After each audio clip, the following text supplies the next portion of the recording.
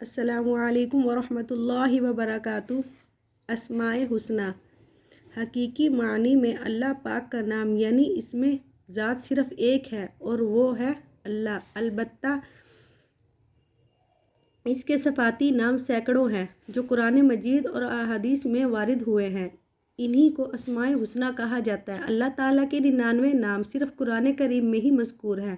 بس اللہ تعالیٰ کے ذکر کی ایک بڑی جامع اور تفصیلی شکل یہ بھی ہے کہ بندہ عظمت اور محبت کے ساتھ ان اسماء کے ذریعے اللہ تعالیٰ کو یاد کرے اور ان کو اپنا وظیفہ بنائے۔ حضرت ابو ہریرہ سے روایت ہے کہ حضرت صلی اللہ علیہ وسلم نے فرمایا، اللہ تعالیٰ کے 99 یعنی ایک کم 100 نام ہیں، جس نے ان کو محفوظ کیا، اس کی نگہداشت کی، وہ جنت میں جائے گا۔ اوپر بیان کی گئی حدیث کا مطلب اور مدعا صرف یہ ہے کہ جو بندہ اللہ کے 99 ناموں کو یاد کرے گا، اس کی نگہداشت کرے گا اور جنت میں جائے گا، یعنی صرف 99 ناموں کا احصاء کر لینے سے بندہ اور اس کی بشارت کا مستحق ہو جائے گا۔ بہت سے اہل اللہ کا ان 99 ناموں کے ذریعے دعا کرنا ان کے خاص معمولات میں سے ہے، اس کی قبولیت مجرب ہے۔ اسماء حسنہ۔ اعوذ باللہ من الشیطان الرجیم، بسم اللہ الرحمن الرحیم۔ هو اللہ الذی لا الہ الا هو الرحمن الرحیم۔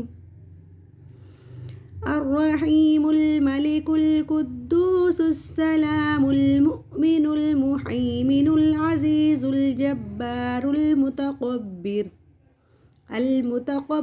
الخالق البارئ المصور الغفار القہار الوہاب الرزاق الفتاح العلیم القابض الباسط الخافض الرافع المعز المذل السمیع البصیر الحکم العدل اللطیف الخبیر الحلیم العظیم الغفور الشکور العلی الکبیر الحفیظ المقیت الحسیب الجلیل الکریم القریب المجیب الواسع الحکیم الودود المجید الباعث الشہید الحق الوکیل القوی المتین الولی الحمید المحصی المبدئ المعید المحیی الممیت الحی القیوم الواجد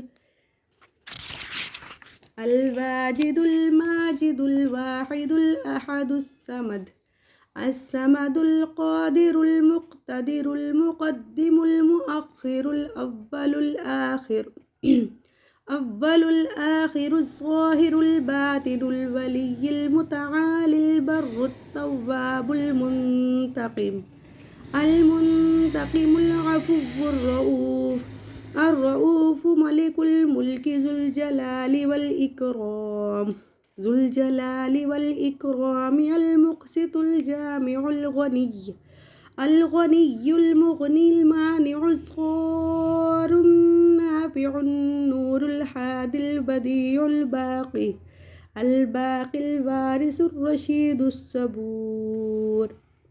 جب اسماء حسنہ کی تلاوت کرنا چاہے تو اس اسم کے آخری حرف میں پیش پڑھتے ہوئے دوسرے اسم سے ملا دے۔ جس نام پر سانس لینے کے لیے رکے ہیں اس کو نہ ملائے، جبکہ جس نام پر سانس لینے کے لیے رکے اسی نام کے شروع میں آل لگا کر اس نام کو دوبارہ دہرا کر اگلے نام سے ملا کر پڑھے۔